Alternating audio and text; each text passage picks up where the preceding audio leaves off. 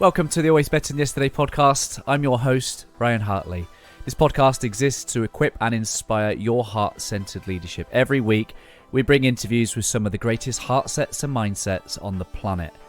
I hope the heartprint of our time spent together is that it creates new possibilities for you and all those you come into contact with. If you'd like to explore what we could make possible for you, then head to abty.co.uk/connect and book in a free 30-minute call to begin our journey together. I just want to express a huge amount of gratitude to our sponsors, Exhale Coffee. I have been a big fan of Exhale Coffee since meeting Alex and the team back in 2022. Exhale is the first coffee to be sourced, roasted and lab tested specifically to maximize its antioxidant and anti-inflammatory potency. An independent lab test has shown that 1 cup of Exhale Coffee has the same antioxidant power as 1.8 kilos of blueberries or 55 oranges. I'm a huge fan, and Mrs. H loves the decaf, especially because she knows that Exhale use the mountain water decaffeination process, which uses only pure glacial water from the highest mountain in Mexico and no nasty chemicals. Simply head to exhalecoffee.com/ABTY for your special offer. And lastly, before I introduce this week's guest, please do subscribe to the channel if you haven't already. It would really help us leave a greater heartprint on this world. On episode 261, I welcome Braxton Kilgo to the podcast. Braxton is the founder of Digicast and I Believe in You. Back in 2017, Braxton delivered a powerful speech to 1,200 middle school students, gifting them I Believe in You stickers with the encouragement to pay it forward. The stickers went viral and they sparked a wave of kindness throughout the school and community.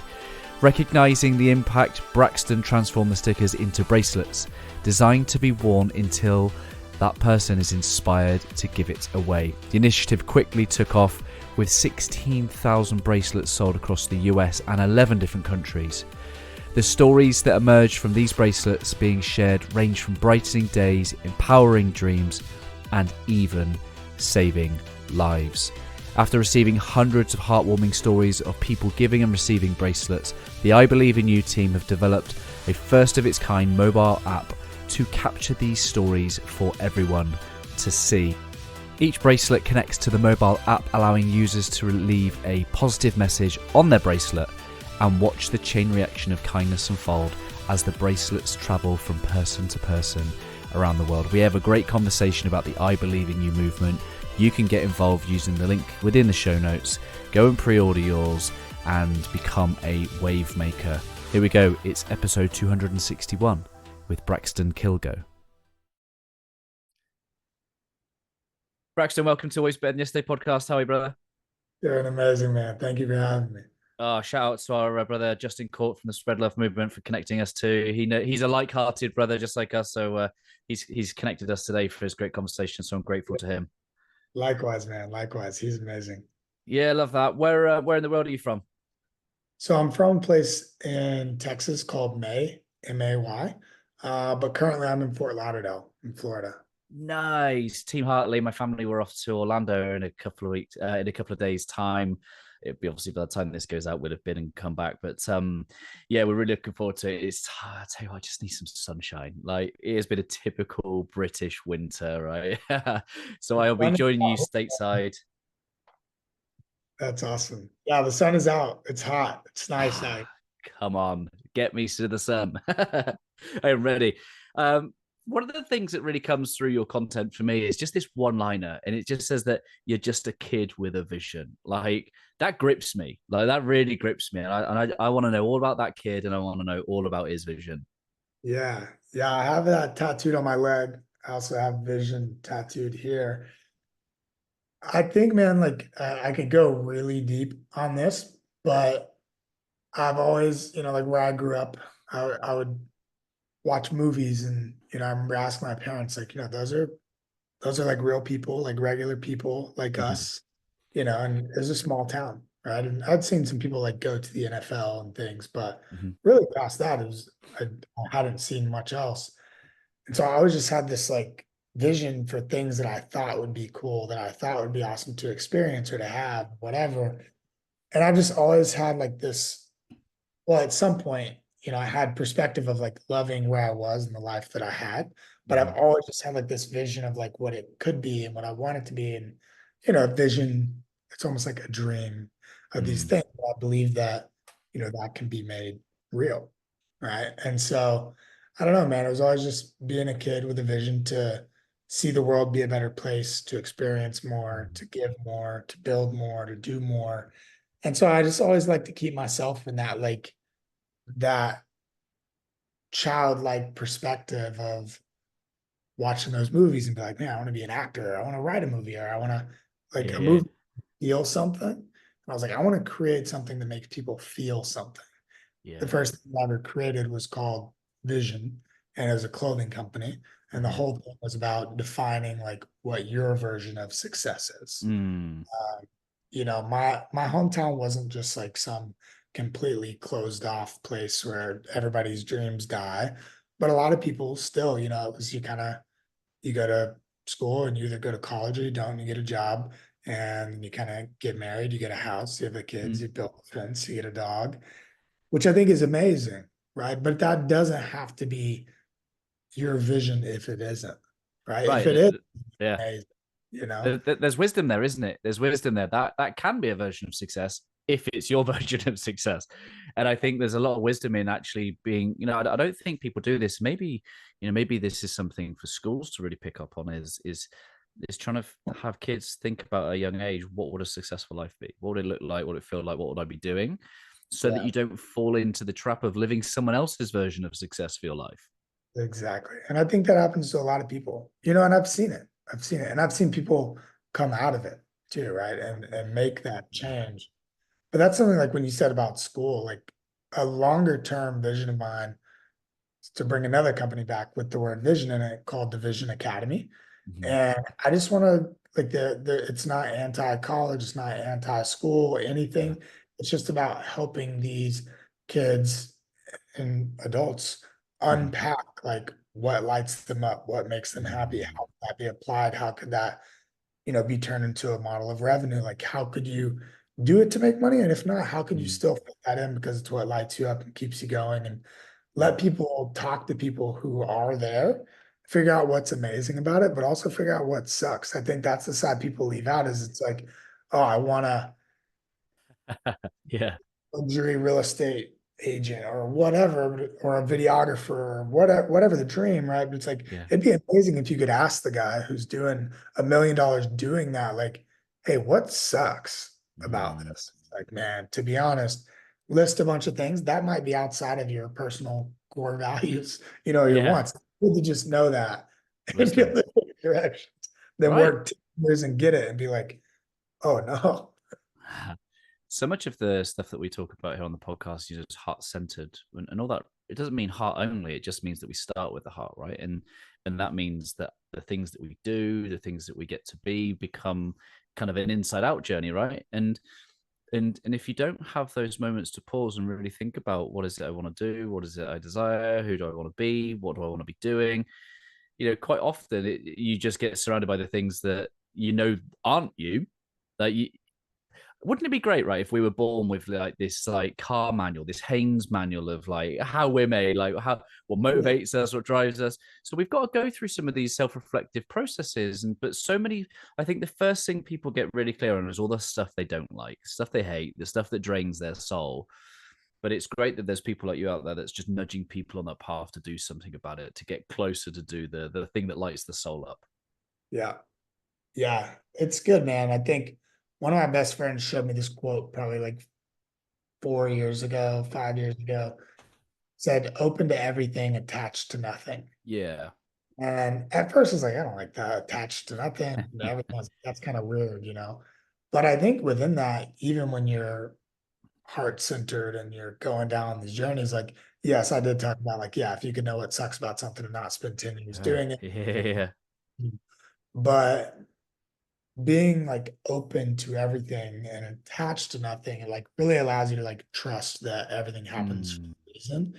And I've taken some punches to the face that at the moment I was like, Ouch. really? But then you realize what you learned and how it sharpened you and how it made your perspective more clear than it's ever been. So you got to have those moments too. So they then become grateful for the punches in the face. Is something funny that happens when you see the ripple effect of something that we might in the moment say was bad, and then go, "Ha, that was for my good," because these things have then happened. I think Steve Jobs once said at the commensurate speech, he says that you take a look at your life and it's just a straight line. You look backwards and all the constellations, what felt Yeah. like a zigzag was just a straight line. Like this wouldn't have happened if this hadn't happened, and this wouldn't have happened. Yeah. You can't connect the dots looking forward. Right. Right. Yeah. And that's ultimate wisdom. I think we're getting to a kind of a philosophical type of conversation here. And one of the things I think that what you just said earlier was really powerful is that, before you were, you weren't disregarding the life you had. You love the life you already had. And I have this belief that, so many people are chasing that they forget to appreciate what they have. And I think that's a sickness of the human spirit, is to only appreciate stuff when we lose it. And I think the opposite of that is if we can appreciate all that we have, then the universe wants to give us more of that. Yeah. One of these days, I'm going to write this book. I have a mile long note in my phone, but I'm going to call it Find Your Lines, Finding Your Mm. Lines. And, you know, I have another brand that I'm one of those people that just, I have ideas and I just want to like get them into the real world. Yeah. But it's called Another 24, which is about just being grateful for another 24 hours to be alive. Mm. And when you start your day, obviously starting with gratitude, being grateful you have a roof or food, or the billion things that you can be grateful for Mm. is a good thing, right? But even me, you have to find that line, right? Of like, okay, I need to chase the uncomfortable. I need to do the hard things. I know I'm going to get hit in the face. I know there's going to be hard things. And like, you want to chase more. But at the same time, you have to make certain that you're not too far past the line of gratitude and knowing Mm. like, yes, you need to like bust your ass, work really hard, Mm. Mm. but also remember like tomorrow might not show up. So Yeah. don't forget the little things and what you do already have. I think so many people get so focused, which is such a good thing to be able to do, but Yeah. then they turn around and usually have burned bridges or lost things or didn't pay attention to the amazing things they already had. Well, that's it. And I think that's the kind of wisdom of the Buddhist philosophy is, being centered means that you are both in the moment but working your face off. It's not like extremes where it's only work or it's like work hard, play hard. And it's like if you can walk the fine line between those two, being centered, then hopefully we avoid that being too attached to and the suffering being manifest in our lives. Yeah. One of the things that you propelled into public consciousness was a talk that you did in 2017. So you did a talk in a middle school 2017. What was significant about that talk? And what did that lead to? Well, for starters, I'd only spoken at a few schools at that point in time, and I wasn't that much older than they were. But that was probably the first one that it was probably the biggest one. The one I felt like I kind of know what I'm doing now. Like I feel good. Like I felt like I know what I'm doing, and I like speaking to these kids. Like I got this. But it was also the first one that 24 hours before I showed up, the principal called me and told me like, "Hey, Braxton, we're so excited that you're coming tomorrow. I just want to remind you what some of these kids are going through." Mm. 10 minutes into the conversation, I pretty much just say, "Yes, ma'am," hang up, tell her I'm excited. But the things that she just listed off to me flipped, I mean, flipped me upside down as far as like the lens I was looking out of, like going to Mm. this speech. And I was kind of in that mode of like, yeah, I was going to talk about vision and like get up, work hard. It was more of that angle, which Yeah. some of the kids probably needed. And I sprinkled Yeah. some of that stuff in Yeah. there. But I realized I thought back to me being at that age, thought about some of the things I was going through, had the entire list of things she said to me, and I knew like I wrote Mm. the wrong speech completely. So thankfully, I had a little bit of time. I Mm. rewrote an entirely new speech, and I decided because I had a little label printer from my clothing company that I was going to print off some stickers. And so I printed out these stickers that all said, I believe in you. So the speech was more geared around like, you have to believe in yourself.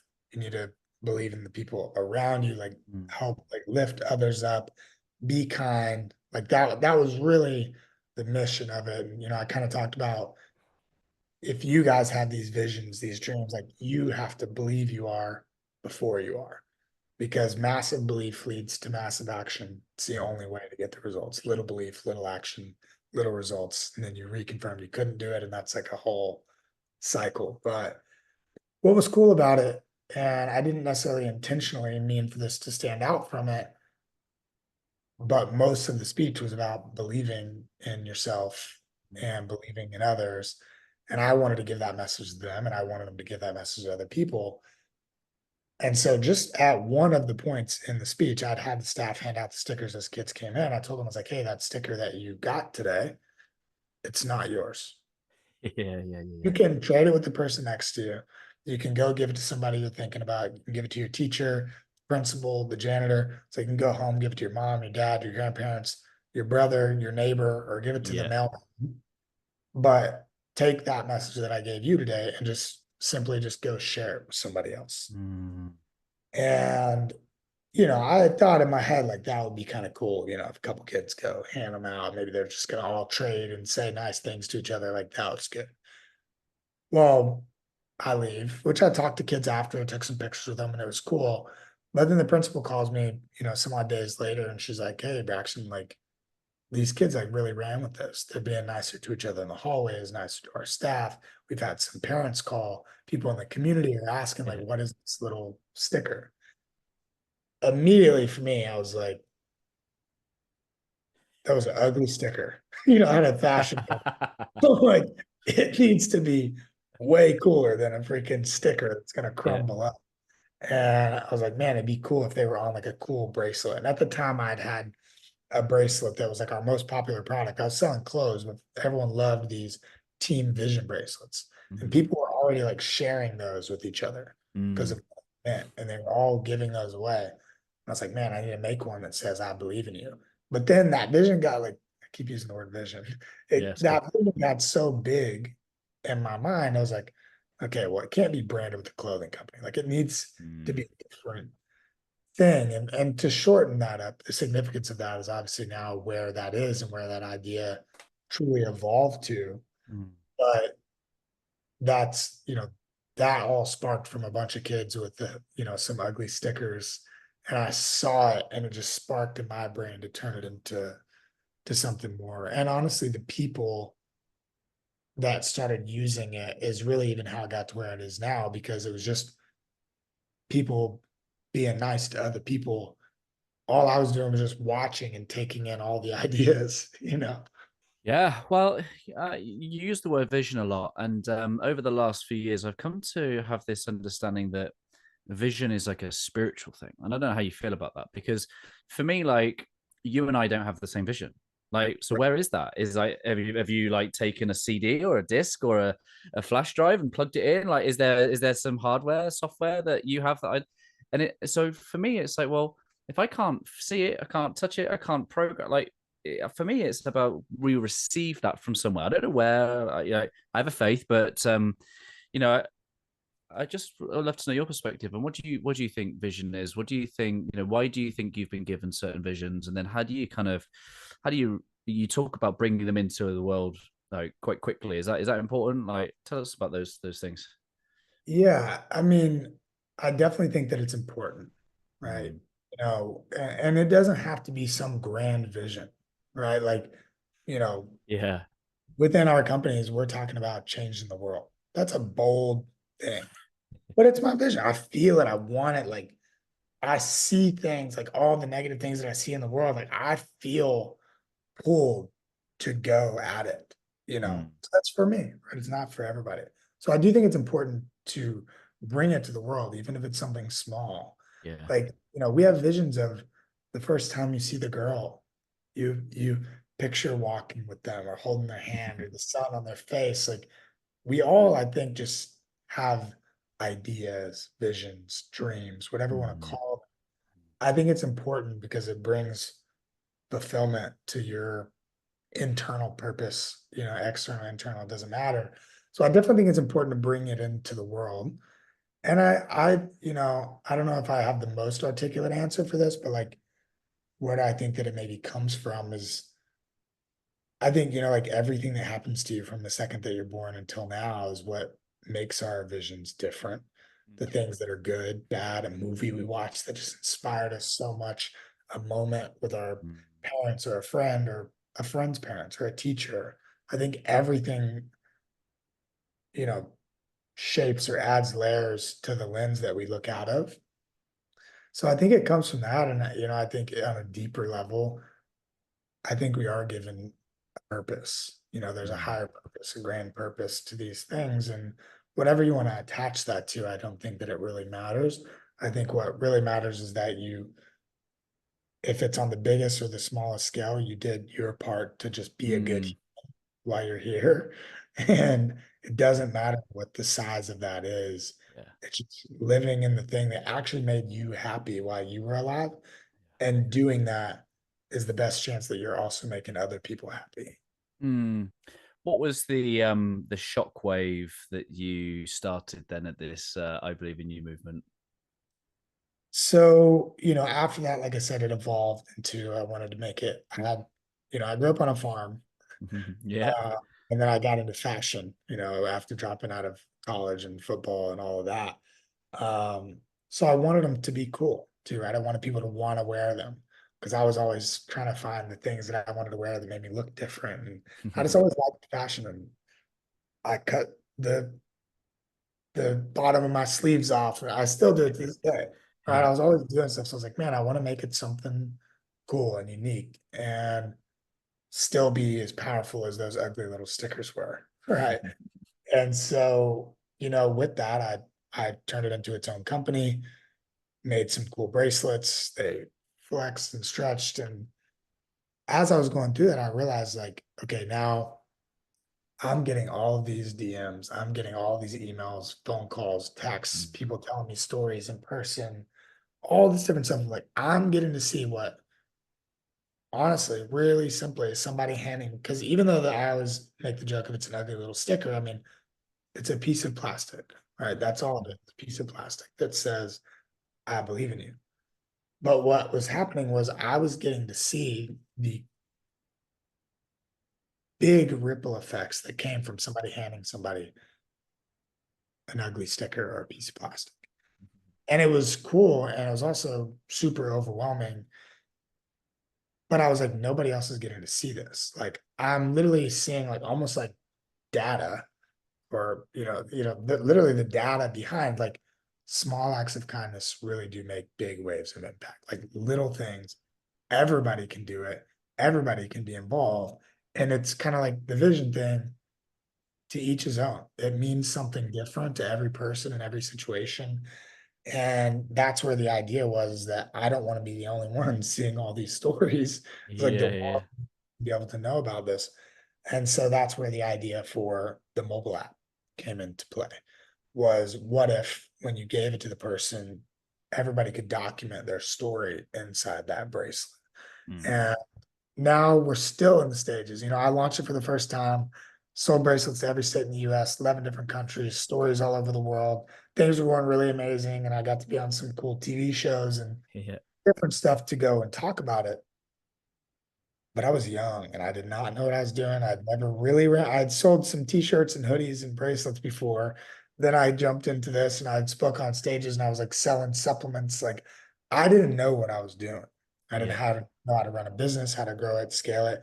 Definitely didn't know how to make a mobile app and understand what all went into that and how much it would cost. I thought I was just going to sell a bunch of bracelets and eventually I'd just pay for the app and it'd be good. And everybody, I also was under the impression like everybody who hears about it is just going to be like a good person that wants to help. Nobody Yeah. would take advantage of you. That wasn't the case. So at some point, I had all these people, and I'm like, the Yeah. app's coming. And I didn't even know when. And it got to be a point where enough where I told them, I was like, hey, I got to click pause. There were some people trying to like buy the company from me. And I finally at some point was just like, I'm pausing it. I'm going to go figure out how to make money and I'm going to come back. Yeah. Yeah. Um, Now I'm in the middle of coming back and putting it back out now, Yeah, I love that. 10 years later. Yeah. Well, it's powerful, isn't it? I'm ready for wave two. I'm going to go straight from this conversation and go get some. And with the things that really inspire me. So we have a word here at Always Betting Yesterday. It's called Heartprint, and Heartprint is like the ripple effect. It's like the possibilities that we create in other people's lives, and I think what you're saying is that almost energetic exchange can now be measured. Yeah. That's powerful. For the first time, as far as I'm concerned, ever, at least on the scale that we're going to be able to do this at, your impact is measurable with real stats and data, and it's cool.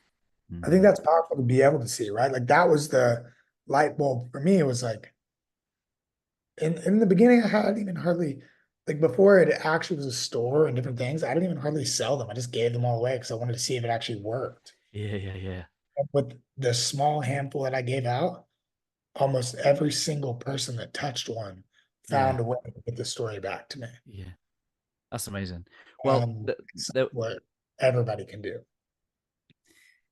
one of the captions of your social posts was said, "Imagine dropping a stone in the ocean, then getting a notification months later to say that it made a wave on the other side of the world." And that made me think, sometimes you could be driving, you just let somebody out into traffic. You let some, imagine like getting a notification months later to say that then meant that dad went home, was nicer to his kids or something like that. And also a moment happened. You think, oh man, like, unfortunately, the human spirit probably needs more evidence to go, oh, well, yeah, being a good human being is the right thing to do. Yeah. And that's what it is. Like the reality of this, we could all walk around saying, I believe in you all the Yeah. time. Right. Yeah. We didn't need to make a bracelet. It doesn't need to be an app. We could all walk around and like remind people we believe in them and say nice things. But what you just said, you brought up a good point is, yeah, like we almost need like more evidence and more reminders, right? It's like you might believe and you go do it for a day or two, just like everything else falls away. But everybody has their phone on them. Everybody likes to wear bracelets. It's physically a reminder. It's the vehicle to the interaction. We have our phones, so it'll notify you. And I think the goal is to, just like anything else that you build a habit with, you have to put things there physically, put reminders, set notifications. I want to do the same thing, but around something that's very purpose driven, you know? I love the way that you market it. You said that it's meant to be worn until you're inspired to give it away. And I'd love to know some of those because I can just imagine like I've got this thing and I know that I'm meant to give it away when I'm inspired to. So guess what my brain's subconsciously doing? It's looking for opportunity. I'd love to just hear some of the stories like that you've heard of where those moments have come to that point where someone's like, do you know what? I'm inspired. Like, what have some of those moments of connection made possible? What sort of stories have you heard of? Yeah. What's great is you are correct. When it's on your wrist, it's like wired in, like Mm, you're looking for more opportunities to be kind. I have another thing that I'll bring in later, but mhm. the story is what's cool of it is, like I talked about, is it means something different to everybody who wears it, right? Most people, when they purchase, they already know who it's going to. Right. Yeah. But what's cool is it really ranges from everything. I mean, this is something from just making people's days a little bit brighter, inspiring Mm, them to leave the job that they're unhappy with to go do something else, all the way to like literally saving people's lives. And I mean, it's been simple things from the person checking you out at the gas station yeah. to, the cool range of this is that it can be something positive, negative, or anything in between, right? I think most of the time we look at like inspired. Mm, It's like, okay, well, when I'm like feeling this, it almost feels like straight positive, which it is positive, but I think more times than not, that trigger goes off when you see somebody who they need to be inspired and you feel something that like they may be down, something just happened to them, or maybe they were just being nice to you and it was a stranger that didn't have to. right? And there's been so many amazing, amazing stories that, in some cases, one story in particular, there's so many of them, it's hard to even reference, honestly. But there's a really cool story of actually one of my friends was back home visiting some family and had some old friends, and he almost didn't go see him because he was barely in town for so long, but he hadn't seen him in a long time, and he finally like went over and talked to him. And the conversation never went anywhere that anything negative was going on. He just talking to an old friend, and I think it was about some positive things in life. He's like, man, I want to give this to you. You know, I believe in you. Like, it was so good to see you. Mm. Well, then that friend reached back out, and even though they didn't speak about it in that moment, that guy was like really, really, really struggling. And he'd asked him, he's like, you really act, you actually believe in me? He's like, yeah, man. He's like, no, no, no. I'm like, you believe in me, really? He's like, yes. And it was like a flip of a switch for Mm. this guy. And it was a piece of plastic, you know? You just never know, do you? Just never know. My wife's a massive introvert. Like the thought of her walking up to somebody else, like just having a moment, like she would make her kind of toe squat. Yeah. But I imagine having the both the combination with the perfect opportunity matched with the vehicle, as you say, for that moment of connection. I imagine it would facilitate her courage in that moment. Yeah. And what's good about it too is, for one, I think being kind, you're never being kind because you want something back, Yeah, yeah, right? yeah, yeah, But the nature of it is that giving gives back. Whether you yeah. ask or not, giving gives back. On one side of the coin for that, I would say that you do it a couple times and you're going to be more inclined to do it more because it felt good. And especially if you see what actually Mm. happens in the app, right? But also, too, this is something like I can't tell you how many times I've given a bracelet away and Yeah, never said a word. I've left yeah, it with the check for a yeah. waiter, set it next to a homeless person, or given it to somebody and just walk away. So it's not always, it doesn't have to be some deep Mm. level connection. It can be really simple too. Mm.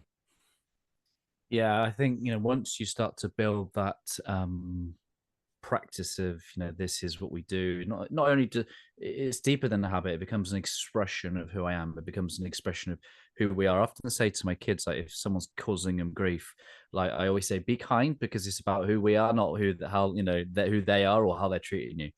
And I think this level of identity, this sense of we, you and I have this connection in that we call our communities like-hearted community. Like, I don't hear many people say that. I thought it was just me. So I love the fact that we're kindred spirits, man. So I think that's it, isn't it? When you start to build a movement and this community of people who believe in themselves and other people, then all that we're talking about here just simply becomes an expression of this is just who we are. Exactly. Exactly. And that's what we talked about earlier, is like this is just the vehicle to the interaction. Like I Yeah. said, we technically could just get a bunch of people and be like, every day we're gonna go tell at least one person we believe in them and say something nice. We could do that. But one of the things, whenever I was little, before this business, this movement ever existed, I would always say, like, man, I want to change the world. I want to do something. I didn't know what that was going to be, but I also then realized that I don't think it's possible to actually change the world by yourself. Mm. And I know, we're just meeting today. I know that you're a wave maker. You're in one of the other things that we almost called it was like the army of kindness. Like, there's people out there like me and like you, and by ourselves, can we make an impact? Absolutely. But imagine if we're all together, Yeah. Yeah. what can happen is more than we can fathom. Incredible, isn't it? Yeah. And I grew up And this is probably coming from like a trauma wound kind of perspective. I grew up, I'm self-made. I because I knew how hard I worked. I knew how much I'd overcome, but that was definitely a hard-hearted kind of like approach because when I get my head up and look around, I look at those mentors, I look at those people that did take the time, even the people in my community that humored me by listening to my stuff. I wouldn't have built such a platform or a business. So you're never ever really truly self-made. We need each other, and I think the more that we come into that realization, you just like even the way that Justin's connected the two of us. It's a wonderful thing, and because we're open-hearted dudes, we get to share this message with people that hopefully the listeners listening will just one degree of just new possibility that Yeah. maybe I'll go check out the I Believe in You movement. Maybe I'll go and do that myself as I wait for my bracelets to arrive. And there you go, ripple effect, boom. And yeah, I'd have loved to have been able to track the waves that this podcast has made from the very beginning, man. Like, how nuts would that be to zoom out and just see this web of possibility? Yeah. We'll have to do a collaboration then. There's Yeah. some really cool stuff on the technology side. We can definitely talk about that because there's some really, really cool stuff coming as far as that goes. Mm.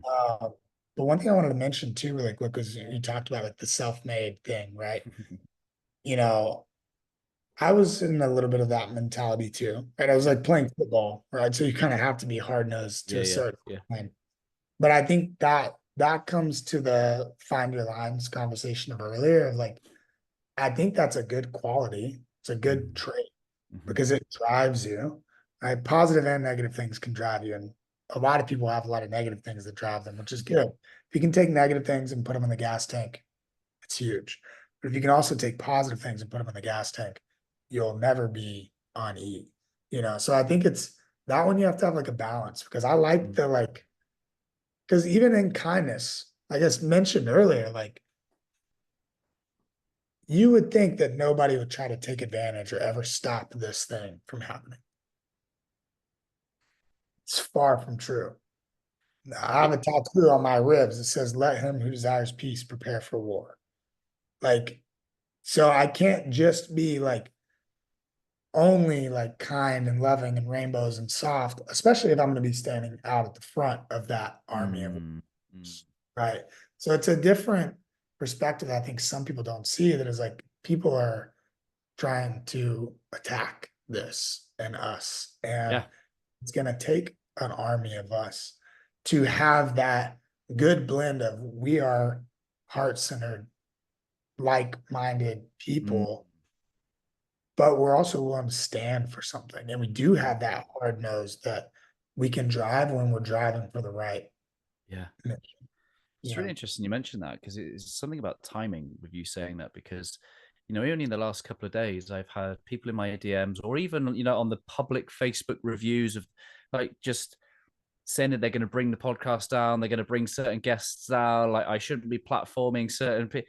I'm like, oh my, what is going on? Like, yeah, have they not read the title of the show? Like, I'm seeking out heart-centered leaders, and whether this is like a tale of old as time, which is like Star Wars, or light versus dark, good versus evil. They have come to understand that the closer I get to bringing more heart to the world, whether that be me or facilitating, coaching other people, bringing the most bizarre thing happens is that you provoke a response from the evil, the dark, the enemy, or whatever we want to put a name to that. Because I think there's a force in this world that doesn't want to see heaven on earth. That doesn't want to see all of this kindness spread across the world. For whatever reason, the easiest way to I think there's an old phrase by Browning. It says, "For evil to prevail, it just requires good men to say and do nothing." And I think for evil to prevail is to stop people like you and I putting out goodness, kindness, and encouraging others to do the same. It doesn't have to turn us evil. It just has to stop us from being able to share the light. It's a lot easier to harden your heart than it is to keep it open and keep taking the punches in the face and the discouragement and see the people attacking you and not harden it. Yeah. Way easier to harden it. So I think people with their hearts hardened, I'm not saying that I blame them, right? I can't Yeah. even tell you how many times that I have to keep myself from doing it. but I personally think that that's the more comfortable, easier Yeah. battle. Yeah, I mean, we could we could go down the rabbit hole of tyranny, and we can go down the whole purpose of like showing up for war, like the whole Peterson side of things around being a monster. Yeah, Because I mean, like I'm here for that kind of conversation. But love that. there really is a point where particularly I don't know whether you've had this as a perspective as being a man, but the because there's one philosophy that says turn the other cheek, no violence, but then there's another bit that just says actually we're supposed to be protectors. If there is evil, if there is tyranny, someone's got to stand up to that. And I think that's what the ode of your ribs, the quote that you've got is tipping your hat to, which is that there is an enemy, there is a presence of evil in the world, and it requires good people to be able to stand up to that, Yeah, open-hearted, but I think it's but still a lion. yeah, 100%. Mm. You're spot on. I didn't expect the conversation to go that way. Um, you do some other incredible work in the world. You talked about going away and being able to fund all this. And 8 years or so ago, you funded an agency. Yeah, Tell yeah, us about Digicast. yeah, man. Digicast is the vehicle that was born basically from knowing that I needed to figure out how to fund the things that I really cared about. Yeah. Um, and it really just kind of happened by accident. I didn't just like look around and be like, okay, I'm gonna start an agency. What happened was that I had started speaking, I had started the bracelets, I'd started the clothes. I had some other things that I had done too, but I started kind of learning how to build websites, how to take product photos, how to take product videos, how to name things and make logos and build a Mm-hmm. brand and Mm-hmm. get affiliates. And I was like learning those things for myself. Obviously, I had no money to pay for anyone to do any of that for me or teach me. So it was all things that I was just learning for things I was building. Mm. But then people were coming to me and they're like, hey man, who built your site? Well, I did. Like, well, Yeah. how much for her to build me one? I'm like, I don't know. I don't know what people charge. And that just happened over and over again with other services. And at some point it started to click for me, like, okay, I could just do this for other people, at least to the level that I know how to do things. And that scaled more and more and more into now, what we do. And I've been doing this now for almost 10 years. Yeah. And it's awesome, man. It's what's allowed me to have some level of financial freedom. If I wasn't funding all these other things, I would have a lot higher level of that. But it's really allowed me to have the freedom Yeah. to Yeah. Yeah. control my schedule, fund the things that I want to fund, and build the team and meet all these great people that are working with us Yeah. and introduce them to my other things, over. Yeah. So it's been awesome, man. It's been awesome and terrible. There have Yeah. been Right. lessons to learn.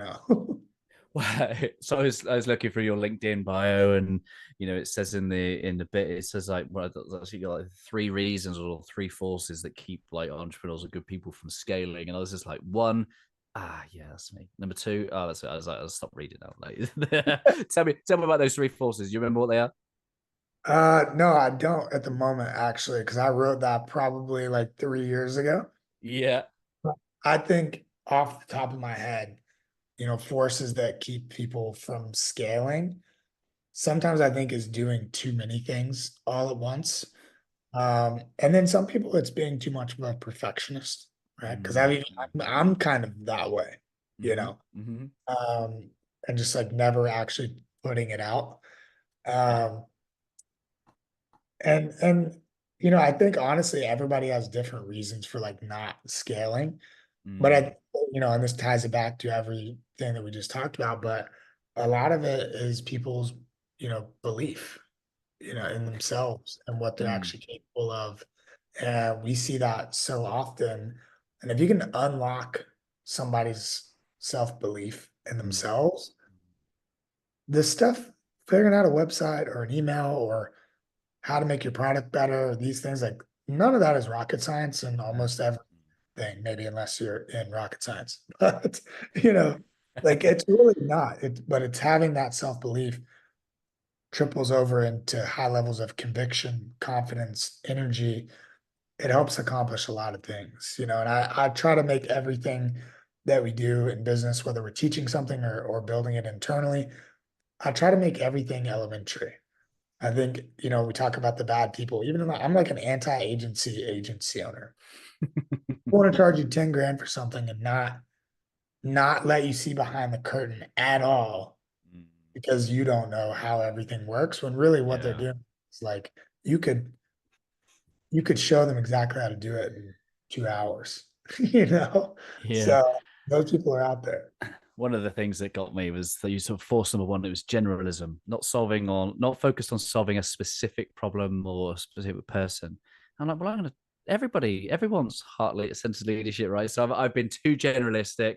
And I was like, what's wrong with that? And then there's this one liner here that says that without this specialization, the entrepreneur cannot ride the wave of one of the most powerful economic forces, which is desire. And that's really interesting because over the last sort of 4 or 5 years, particularly being heart centered, there's a number of different perspectives around, metaphors around follow your heart or follow your heart's desire. And then there's some Eastern philosophy, which is saying, be free from desire. So I've been trying to kind of integrate all of my perspectives on desire. I've got to this point where I'm almost away free from desire because the desire implies I do not have. Yeah, And and then you're like, oh, you're not utilizing that. Then one of the most powerful sources. And I think, yeah, I do have a belief on desire. I believe my heart has one desire, and that is to become my fullest expression of who I am. yeah, And why am I not doing that to support other people? Because if I have that belief, that's what other people also desire. So yeah. yeah, thanks for challenging me. Appreciate that. I mean, when it comes to that, man, I have a lot of thoughts on this because I've had people tell me like, you know, riches are in the niches, which is absolutely correct. Where also even like with I believe in you, right? That it's more of a psychographic than a demographic. Oh, Uh, interesting. Never heard that term. tell you to slim down, do these different things. In my agency, we went from full stack because I didn't leave money on the table. I'm like, whatever you guys need, I will figure it out. Yeah. To them narrowed down and got really specific. I think one of the things is like, if you're gonna do something, do it right. Right. So just from a regular standpoint, not talking about business or any of the things, like you're gonna do something, do it right. Mm. The best way to do something right is well, you probably your level of skill, you need to focus it in on one thing first, and you can slowly stack on top of it. Well, I did that for a long time, but then we continued wanting to serve people at a higher level, higher level, higher level. I'm really great at sales, strategy, and branding. We do a lot of things at Digicast. The reason we're able to do that is because I found other people who are masters of their craft and also phenomenal human beings. Now, while at the same time, because of in the space that we're in, almost every person I spoke to had like been burned by Mm. numerous people. So we're bringing more things back and bringing them in-house or contracted tightly in-house because we want to at least be the place that if I don't do it or my team in the building is not doing it, we have somebody that we trust that we can push into your ecosystem Mm. that's going to not only be a master of the craft, but be a great human being. Mm. So I've went on a lot of journeys of the like do a lot of things, do a little bit of things. And I also think that it's so different per person, per personality. Like I personally can juggle a lot of different things at a lot of times and like solve some problems. I have some other people on my team that like that's not their expertise, Mm. but they can pick that one thing and they could crush it in an hour and it would take me 6 days. you know so it depends who you are, right? It's Wisdom. different Know for everybody. yourself. Yeah, yeah, yeah. Love that. Where is the best place for people to head to check out all of your work? um Really probably the best place to just find me and everything that I do would be my Instagram, just Mhm. at Braxton Kilgo. Because we're unrolling things with I Believe in You and everything else, I did start a TikTok. I've not posted anything. Yep. I kind of stepped away from social media for a good period of time as I've just been building everything. Mm. But I'm about to come back to that. I would say at the moment, for the moment being, my Instagram is where you could probably find me or the links to the things that I'm doing. Mm. Do you have a particular launch date for I Believe in You? Not yet. We've got the beta version of the app out on Apple and Google Play. Um, it's pretty good. It's Yeah. pretty good. But there's some like small features that we need that it's pretty expensive. So we're trying to get that funded and built in right now. And we're dealing with a number of different, obstacles of, I'm not trying to roll this out being the perfectionist like I talked about Yes. earlier, Yes. but there is some wisdom to doing so because this product is one of those like viral effect things and it is new and it hasn't been done and there's a Mm. technology component and it's for all ages and so there's some pieces in it that we don't want everything to catch massive fire and us not be able to handle the capacity and the function and the user experience for the purpose. So it's taken forever, but we're being patient to get that out hopefully by the end of this year. Love that. And it's uh it's good, man. But we're gonna start selling bracelets and stuff soon. But getting the app like really where it needs to be, my goal is by the end of the year. Love that. It's pure heart work. Looking forward to seeing that ripple effect again, create more waves.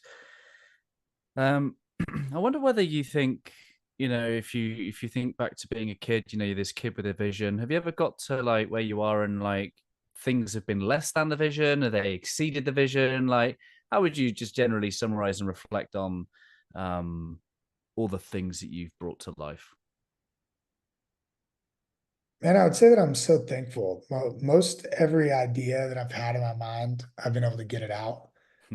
I think there's been some that have been so much more beautiful than I really ever expected. Mm, There's been some, like I Believe in You, where, I thought this was going to blow up and change the world 10 years ago. yeah, But it's done stuff still. Obviously I've had stories come back to me. I know that there's thousands of stories that I've never heard and will yeah, never. And knowing that is pretty awesome. Even just where I am today, I still know where I want to take it. So I think for me, it's that kind of open to everything, attached to nothing, believing everything happens for a reason. I have some of the most beautiful people in the world around me, mm, connect with me, whether it's business, friends, family relationships, whatever it is. The most beautiful people in the world. I've done some pretty awesome things.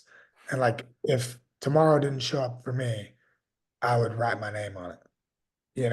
So I think the things that have been the punches in the face, mm. those suck. And there's more coming, right? Uh, Where I appreciate them. I understand it's part of sharpening me, who I am and who I need to be so that I can unlock where I know I'm going.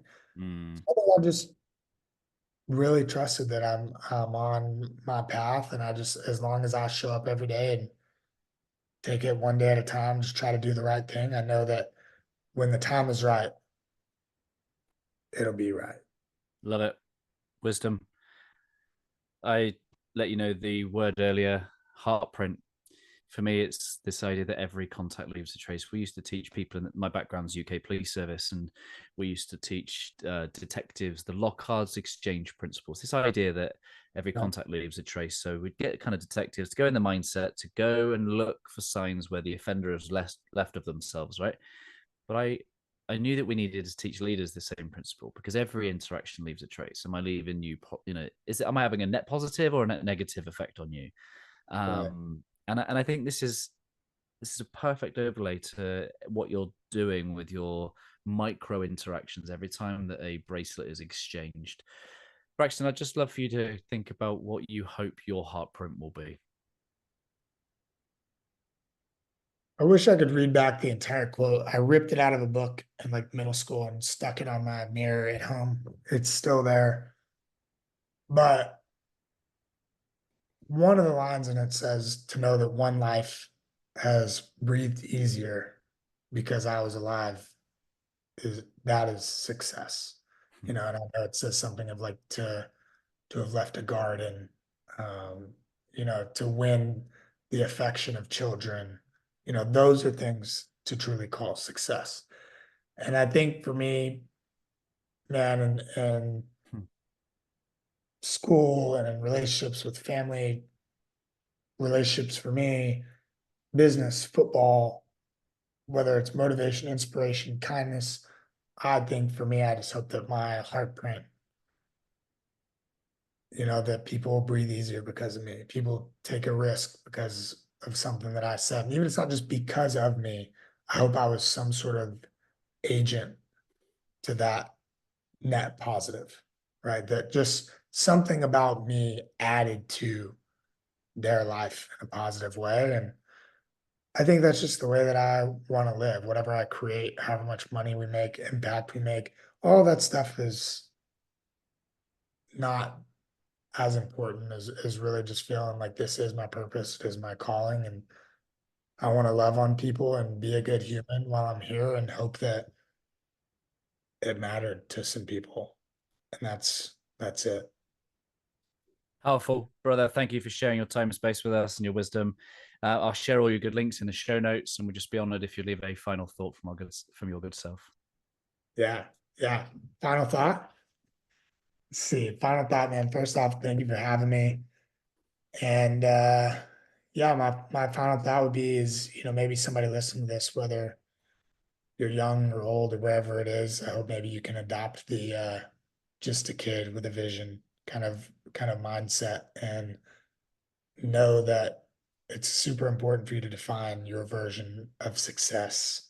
Figure out what that vision is, and doesn't matter if it's 1 minute or 1 hour a day, start moving towards it in some way.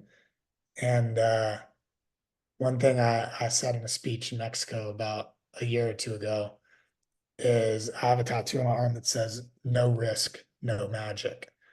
And it's going to take some risks. And I tell people I want the freaking magic.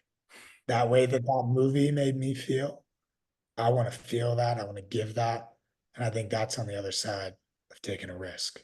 So if you've got something you're chasing and dreaming of, you've been thinking about, big, small, or in between, go get it. Yeah, love that, brother. Thank you for your time, man.